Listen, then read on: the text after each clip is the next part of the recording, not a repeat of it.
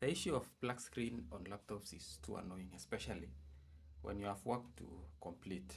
I've tried several options to try to solve this issue, but I still face the same.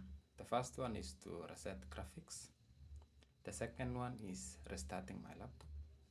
I also did force shutdown and the issue is still the same. So I'm going to show you how I navigated and solved this problem.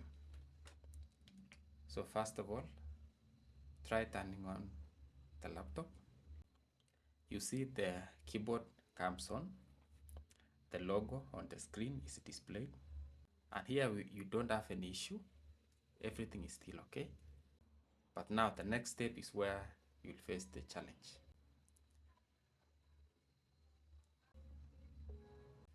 The laptop is on, keyboard is on, you can even hear the fan running. But now the issue is on the screen. The screen is still dark. You see? Totally dark.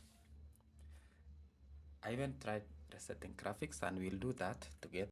Control, Windows, Shift, then B to reset graphics. On some tutorials on YouTube, you will see the issue is being solved immediately. But in my case, the issue was still persisting.